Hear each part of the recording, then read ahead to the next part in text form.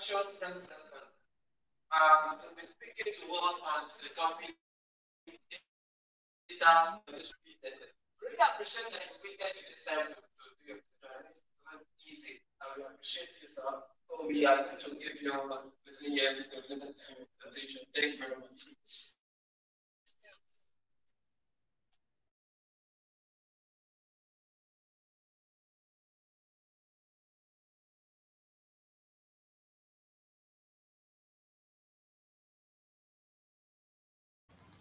Good evening, everyone. I want to believe you cannot hear me. Please, if you can hear me, someone should confirm on the comment section.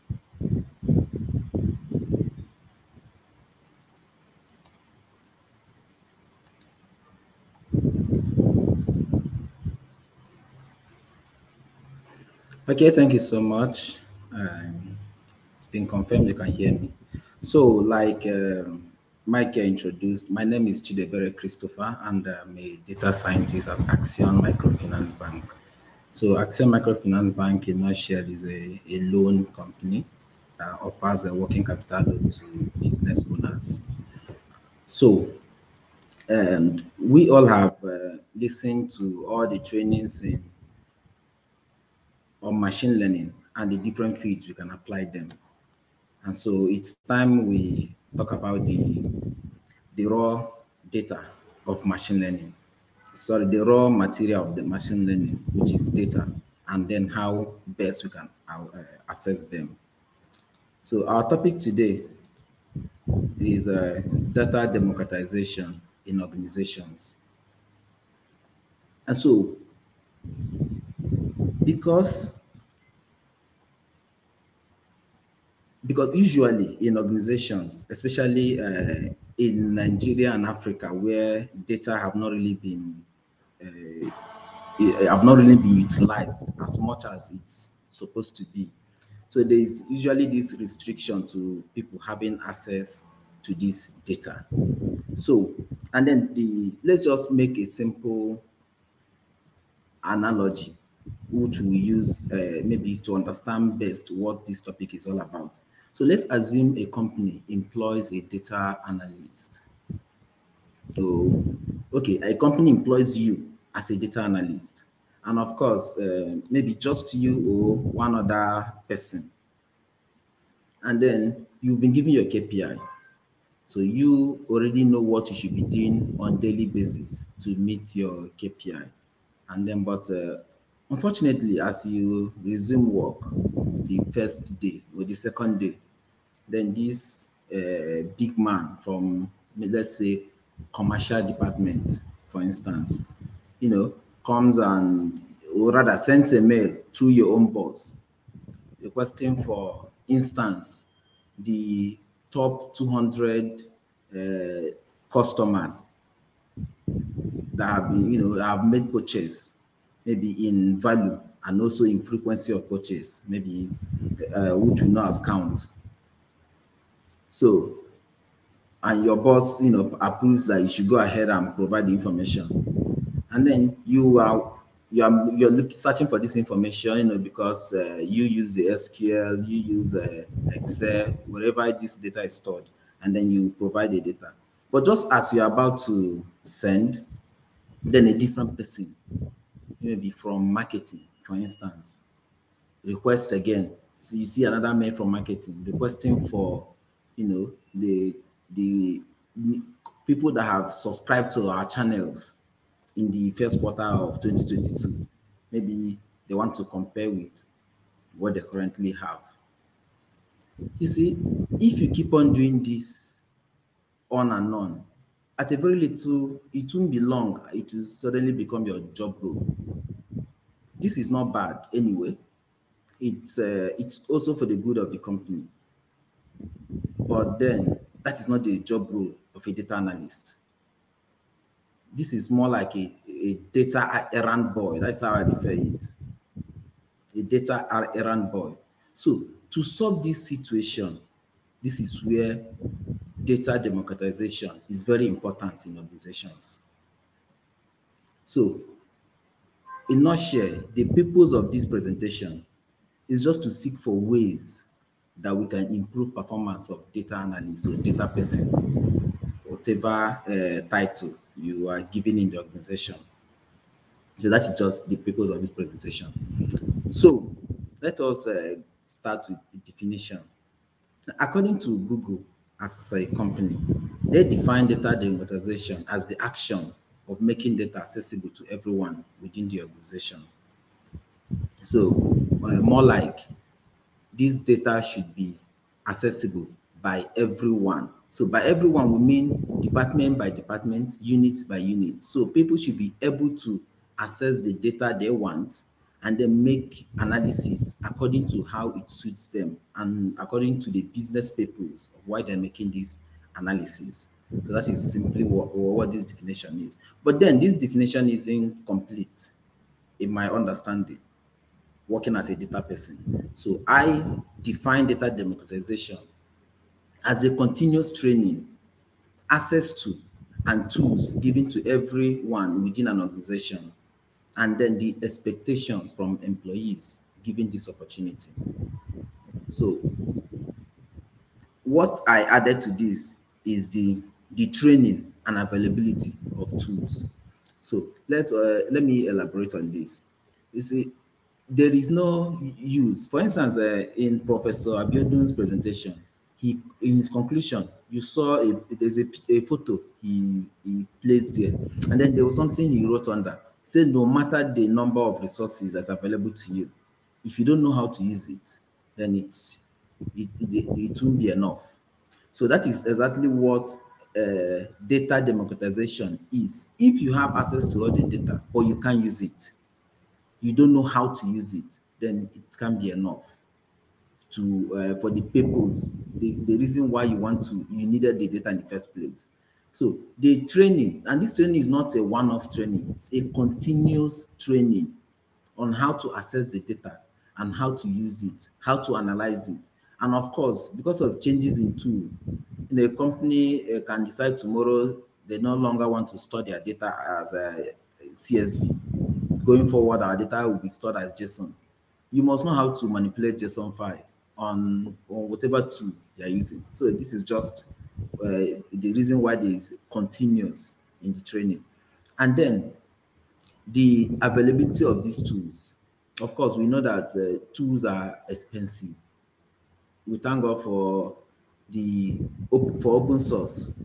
Otherwise, if not for all these companies making some of these tools free, I don't think we would be here sitting listening to all these trainings.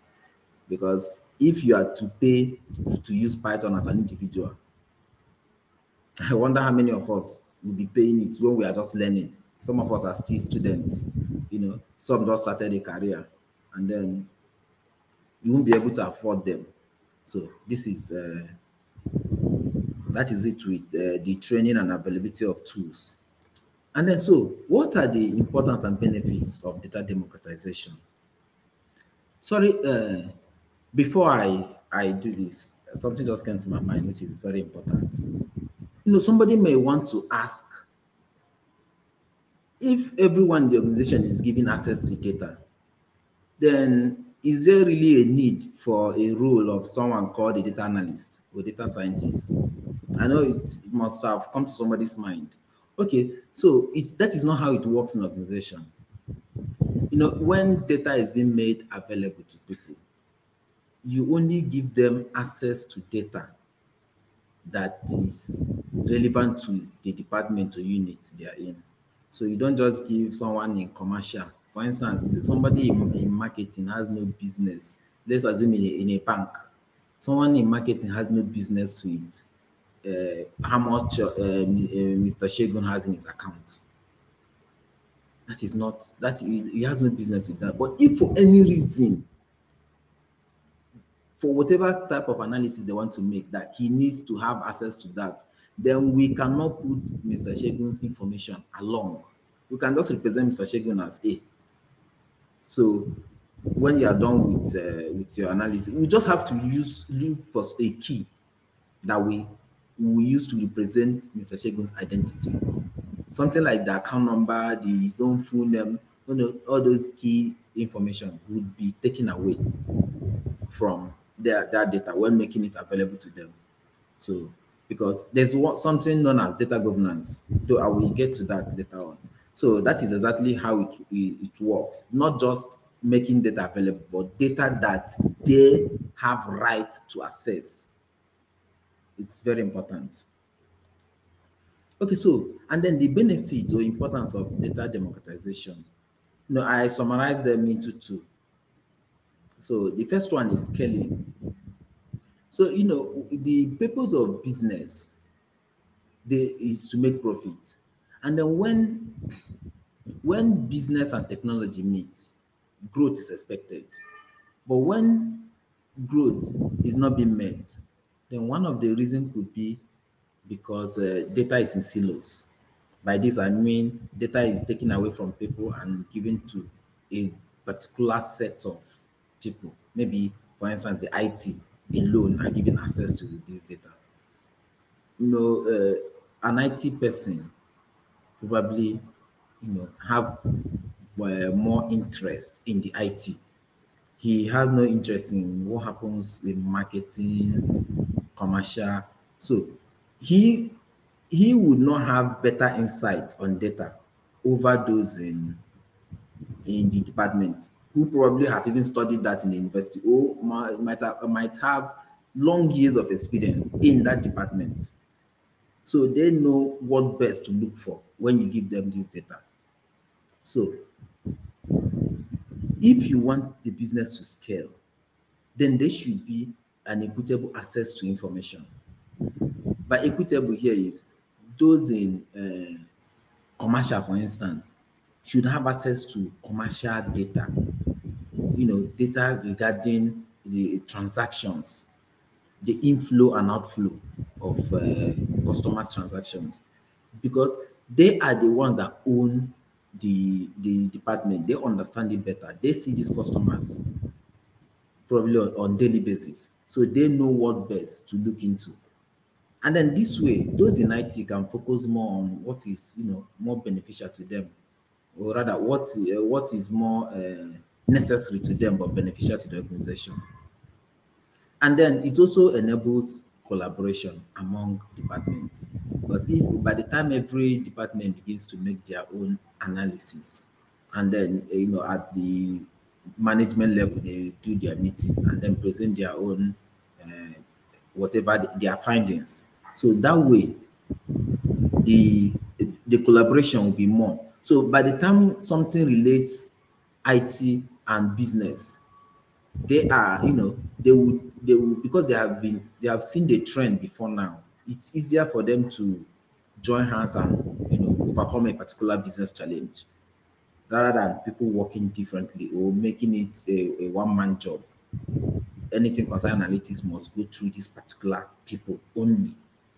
And then when you offer people the chance to do the chance for data democratization, when you offer them the chance to own the data and do whatever analysis they want to do with it, they tend to take responsibility of their job, and this drives innovation. Then the next point is the data literacy. See, there is no point, or rather, if you give people the access to this data they need, it will give them that chance to keep looking for more better ways to make analysis. So if, for instance, in the first 3 months they get access to this, they keep using it on daily basis. After 3 months, it's possible that they would get better. They will begin to see newer insights from the data they have been using in the past 3 months. So data literacy is very important here.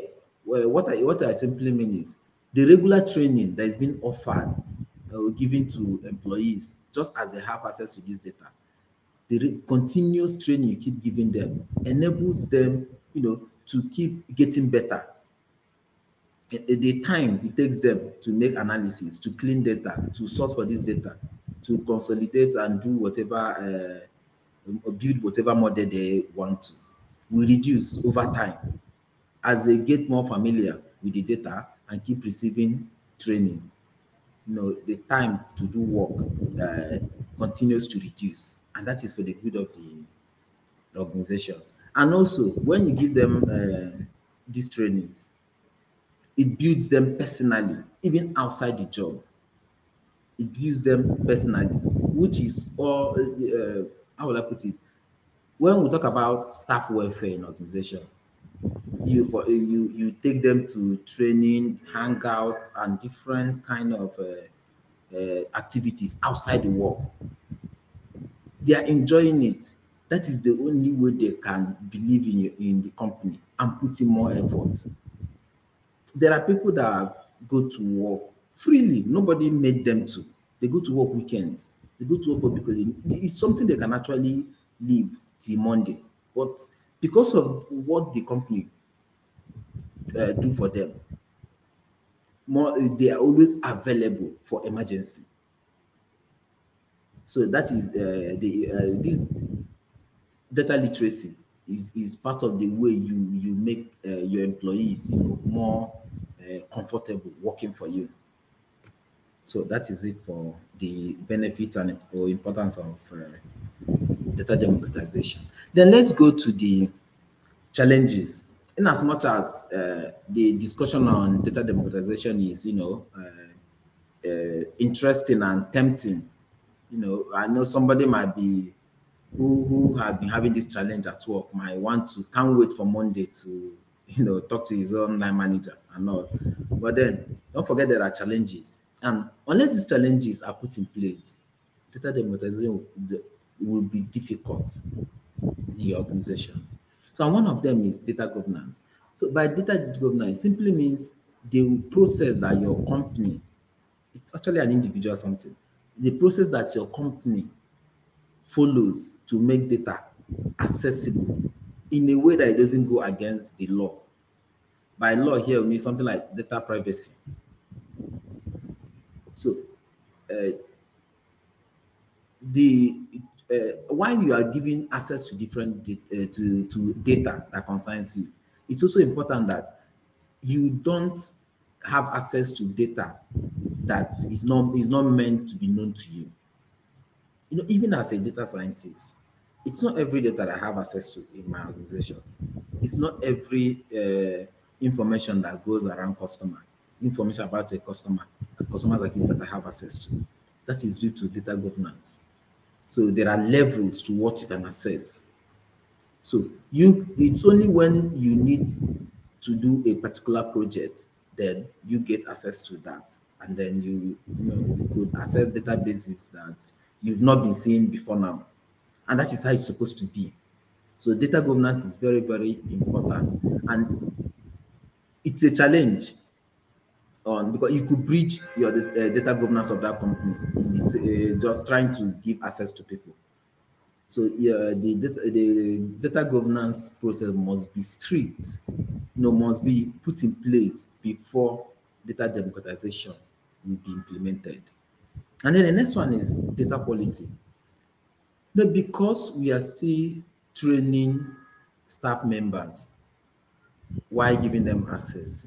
No, there is possibility of messing with the final results of your findings because you are not yet comfortable working with this data. You are still undergoing trainings, and then if you make it available to just everybody, somebody that is not yet experienced might be the next person that will say, okay, can you help us analyze this? And then he messes it up.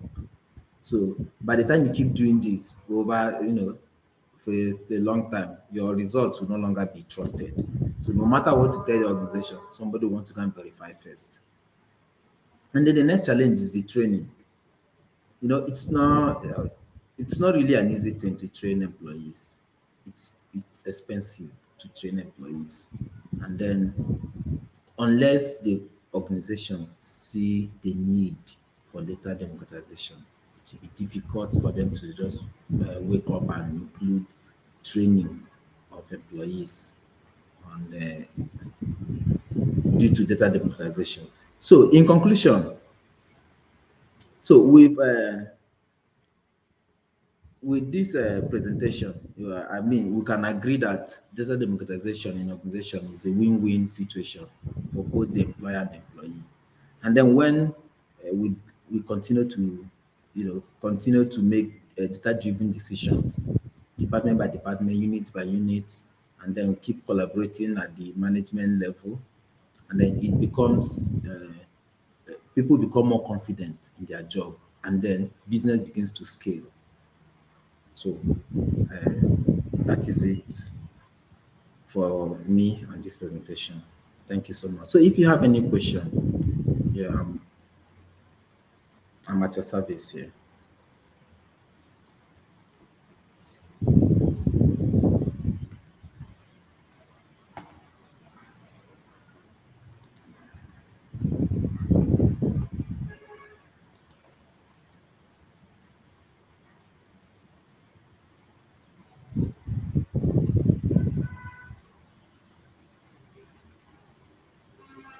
In case someone is asking a question, I can't hear anybody speak.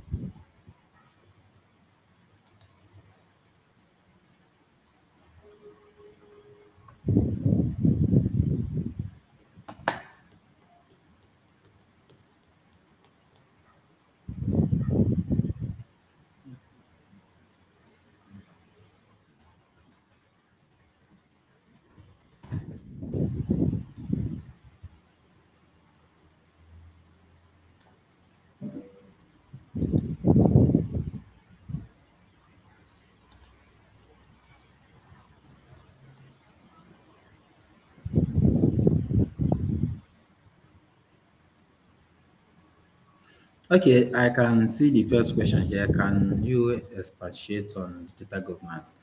So, by data governance, what it simply means is the process, like I earlier said, the process a company chooses to make data available to to the staff members. So there are things known as data privacy, data security. So these things are very important. People, and it's not just any employee that should have access to all your customers' information. So information, there are information that should actually be a let's assume we're talking about a financial organization. You can't just have free access to customers' account balance. Things as these are being kept, for some few people. For someone in contact center, for instance, what business do you actually have with customers' account balance? You don't have any business with that. So you can't make such data available to just anybody in the organization, except there is need for it. Maybe in the case of resolving customers' issue. So all these are just rare cases. But data governance is just trying to say this is the way data will be available in this format, in this folder, or in this database. And these are the people that should have access to this folder, access to this database. So if you don't have access to a database, you can't access it to even know what's inside. So data governance is actually a compound word, a compound statement actually. It's not, there are many other things below it, such as the data security, data privacy, and many more. So some information, people's personal information, this time around, not just transactions, their own personal information is not something. I remember when a mail was sent to me regarding this conference. There is something that was attached in that mail. It says um, name of guests cannot be listed because they requested. I don't know. I can't remember the full English. They, but what it's just trying to say is they cannot list give us the names of people attending this conference, and it's on request of the attendees. So this is actually a data governance on its own. So I'm not aware of those coming to listen to me. Mine is just to come and speak. So while talking, I can then look around and see those that attended. That is simply what data governance is. Thank you.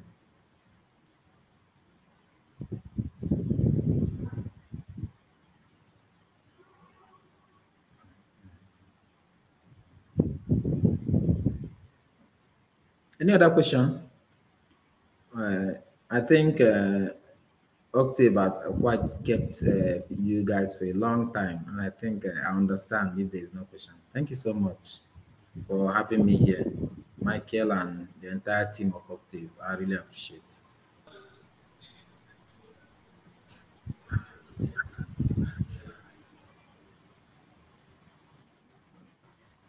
All right, thank you very much Yeah, yeah, yeah. for able to throughout the time.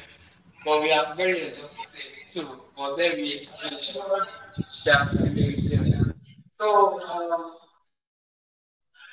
we are not at the end of the conference, and you are basically giving us the importance of data protection organization. So we really appreciate your time, sir.